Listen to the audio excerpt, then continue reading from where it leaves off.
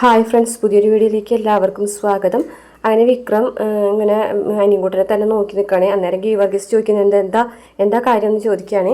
അപ്പോൾ ഗീവർഗീസ് എന്നോട് വിക്രം പറയുകയാണ്, ഇങ്ങനെ അനിയൻകുട്ടൻ ഒറ്റയ്ക്കൊന്നും എടുത്ത് കഴിക്കാറില്ല, ഇപ്പം ഇങ്ങനെയൊക്കെ ഒറ്റയ്ക്ക് എടുത്ത് കഴിക്കാൻ തുടങ്ങിയിട്ടുണ്ടെന്ന് അറിയും. അപ്പോൾ അച്ഛൻ്റെ പ്രാർത്ഥന ഏറ്റു തുടങ്ങിയിട്ടുണ്ട്, അത് ഇവിടുന്ന് പോകുന്നതിന് മുമ്പ് ശരിയാവുന്നൊക്കെ പറയുകയാണ്. അതിനുശേഷം വേദം മേരിയൊക്കെ പോയി പണിയൊക്കെ തുടങ്ങും കേട്ടോ. അപ്പോൾ കൂടെ ഉള്ളവർ പറയുന്നുണ്ട്, എത്രയും പെട്ടെന്നാണ് പണി പഠിച്ചത്, നന്നായിട്ട് പണി ചെയ്യുന്നുണ്ടല്ലോ എന്നൊക്കെ ചോദിക്കുന്നുണ്ട്. അത് പിന്നെ മേരിയുടെ കോച്ചിങ് അല്ലേ എന്നൊക്കെ പറയും. അപ്പോഴേക്കും അവിടേക്ക് മാനേജർ വരികയാണ് കേട്ടോ, ജോബി. അപ്പോൾ അവർ ഇതെന്താ പതിവില്ലാതെ ജോബി സാർ ഇവിടെ കിടന്ന് വട്ടം കറങ്ങുന്നത് എന്ന് പറയും കേട്ടോ. കണ്ണ് കോഴിക്കൂട്ടിലേക്ക് തന്നെയായിരിക്കും എന്ന് പറഞ്ഞിട്ട് വേദന നോക്കാണ് കേട്ടോ പെണ്ണുങ്ങൾ.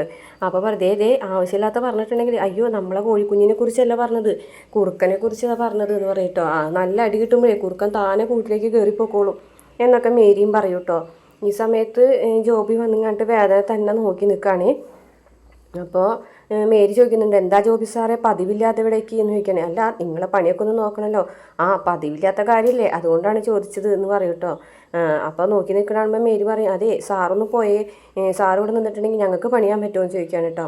അങ്ങനെ അയാൾ പോയി കഴിയുമ്പോൾ വേദന എടുത്തു വന്നിട്ട് പറയും, മോളെ അത് കാര്യമാക്കണ്ട, അസുഖം വേറെയാണ്, അതിന് വിളവ് ഇറക്കാൻ പറ്റുന്നിടത്തെല്ലാം ഇറക്കിയിട്ട് കാര്യമുള്ളൂ ചേച്ചി, എനിക്ക് പേടിയൊന്നുമില്ല എന്ന് പറയും കേട്ടോ. പിന്നെ കാണിക്കുന്നത് വിക്രമും പണിയെടുക്കുന്നതും അച്ഛൻ അനിയൻകുട്ടനെ പ്രാർത്ഥിച്ച് ശരിയാക്കുന്നതുമായിട്ടുള്ള കാര്യങ്ങളൊക്കെയാണ് കേട്ടോ.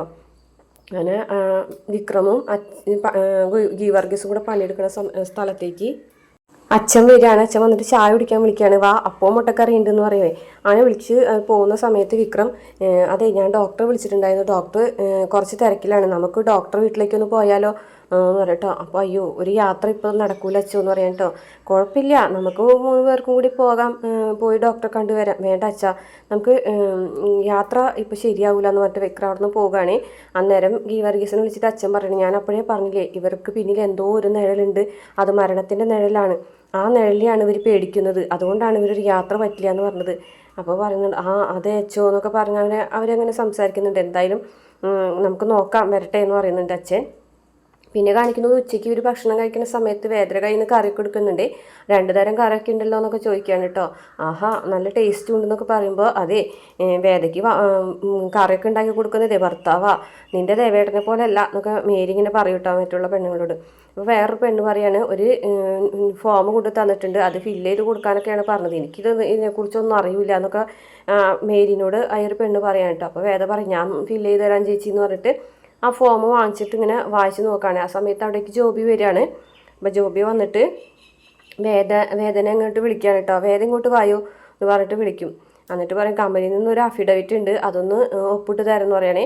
അഫിഡവിറ്റ് വാങ്ങിച്ചിട്ട് വായിച്ച് നോക്കണാകുമ്പോൾ ജോബി ഇങ്ങനെ പരിഹാസത്തോടുകൂടി ചോദിക്കുകയാണ്, ഇതൊക്കെ വായിച്ച് നോക്കാനായിട്ട് അറിയോ അതിന്, എഴുത്തും വായന അറിയാത്ത ആൾക്കാരൊക്കെ അല്ലേ, അപ്പോൾ പിന്നെ ഒപ്പിട്ടാൽ മാത്രം മതി, എന്തിനിപ്പോൾ ഇത് നോക്കുന്നത് എന്ന് പറയും കേട്ടോ.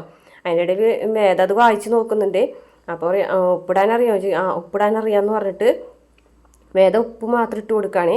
അതിനുശേഷം അയാൾ പോയതിന് ശേഷം, ചേച്ചി ഇതുപോലൊരു അഫിഡവിറ്റ് എല്ലാവരും ഉപ്പിട്ട് കൊടുത്തിട്ടുണ്ടോ എന്ന് ചോദിക്കും കേട്ടോ മേരിനോട്. ഉപ്പിട്ട് കൊടുത്തിട്ടുണ്ട്. അപ്പോൾ കൂലി എങ്ങനെയാണ്, അതിലെഴുതിയത് തന്നെയാണോ തരുന്നത്? പിന്നെ അല്ലാതെ എന്നൊക്കെ പറയും കേട്ടോ. വേദയ്ക്ക് എന്തോ സംശയമൊക്കെ തോന്നുന്നുണ്ട്. അങ്ങനെ രാത്രി വിക്രമിനോട് അത് പറയുകയാണ്. അപ്പോൾ നിനക്കെങ്ങനെ കാര്യങ്ങൾ മനസ്സിലായതെന്ന് ചോദിക്കട്ടോ. ആ അഫിഡവിറ്റിൽ എനിക്ക് എഴുതിയിരിക്കുന്ന കൂലിയും എനിക്ക് പറഞ്ഞ കൂലിയും തമ്മിൽ വ്യത്യാസമുണ്ട് വിക്രം. അപ്പോൾ ഇത്രയും പണിക്കാർ 100 പണിക്കാരുണ്ട് അവിടെ, അത്രയും പണിക്കാരുടെ കയ്യിൽ നിന്ന് അത്രയും കൂലി ഈ മാനേജർ അടിച്ചെടുക്കുന്നുണ്ട് എന്ന് പറയാണ് കേട്ടോ. അപ്പോൾ പക്ഷേ നിൻ്റെ അഫിഡവിറ്റ് തന്നെ ആയിരിക്കില്ലല്ലോ അവർക്കും എന്ന് ചോദിക്കുകയാണ്. അത് ചിലപ്പോൾ ശരിയായിരിക്കും, പക്ഷേ എങ്കിലും എനിക്ക് സംശയം അങ്ങനെ തന്നെയാണെന്ന് പറയും കേട്ടോ. നീ എഴുത്തും വായന അറിയാത്ത ആളാണെന്ന് ആളെ വിശ്വസിച്ച് കാണുമല്ലേ? അങ്ങനെയാണ് ആളെ വിശ്വസിച്ചിട്ടുള്ളത്. മേരി ചേച്ചിയാണ് പറഞ്ഞത് എഴുത്തും വായനയൊന്നും അറിയുമെന്ന് പറയണ്ടാന്ന്. എന്നാലും നിന്നെ കണ്ടിട്ട് എഴുത്തും വായന അറിയാത്ത ആളാണെന്ന് വിശ്വസിച്ചോ? പിന്നെന്താ വിശ്വസിക്കാതിരിക്കാൻ? അല്ല, നിന്നെ കണ്ട് കഴിഞ്ഞിട്ടുണ്ടെങ്കിൽ എഴുത്തും വായന അറിയുന്ന വിനീതയായൊരു സുന്ദരിയായ സ്ത്രീയാണെന്ന് തോന്നുമല്ലോ എന്ന് പറയട്ടോ. സുന്ദരിയാണെന്നുള്ളത് സത്യം തന്നെയാണ്, പിന്നെ വിനീതമായിട്ടുള്ള സ്വഭാവം എന്ന് പറയുന്നത് നമ്മൾ പെരുമാറുന്നതിനനുസരിച്ചല്ലേ എന്ന് പറയട്ടോ. എന്നിട്ടിപ്പോൾ നീ എന്ത് ചെയ്യാനാ, ഇതെന്തായാലും തൊഴിലാളികളെ അറിയിക്കണ്ടേ?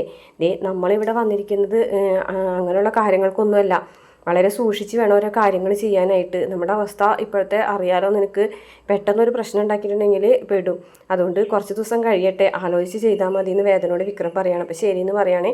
അതിനുശേഷം പിന്നീട് കാണിക്കുന്നത് വാസവന് അതുപോലെ ശ്രീനിവാസനും കൂടി തമ്മിൽ കാണാൻ കേട്ടോ. എന്നിട്ട് വാസവൻ പിന്നെ മോനെക്കുറിച്ചൊക്കെ പറയുന്നുണ്ട് കേട്ടോ. അവനില്ലാത്തതിൻ്റെ ആ ഒരു ഇത് ഇപ്പോഴാണ് മനസ്സിലായി തുടങ്ങിയത്. അവൻ എന്തുമാത്രം വിലപ്പെട്ടതായിരുന്നു എന്നൊക്കെ പറഞ്ഞിട്ട് ഇങ്ങനെ വിഷമം ഇങ്ങനെ പറയുമ്പോൾ ശ്രീനിവാസൻ പറയുന്നുണ്ട്, ഇപ്പോൾ ഒരു ആശ്വാസവാക്ക് പറഞ്ഞ് ആശ്വസിപ്പിക്കാൻ എനിക്ക് പറ്റുന്നില്ല എന്നൊക്കെ പറയാൻ കേട്ടോ. അങ്ങനെ പറഞ്ഞിട്ടും കാര്യമില്ല എന്നൊക്കെ പറയേ.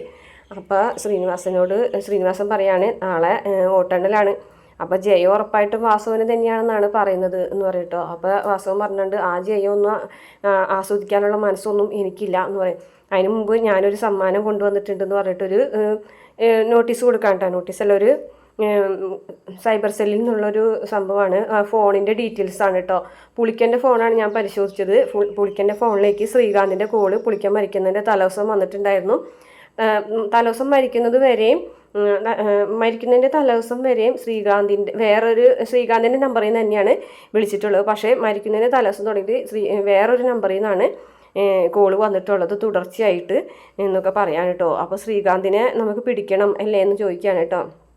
ശ്രീനിവാസൻ പറയാണ്, വീട്ടിൽ വെച്ച് വേണ്ട, പുറത്ത് വെച്ച് മതി, അല്ലെങ്കിൽ അവൻ്റെ അമ്മായിച്ചനും കൂടിയിട്ട് മുങ്ങാനുള്ള സാധ്യതയുണ്ടെന്നൊക്കെ പറയും കേട്ടോ.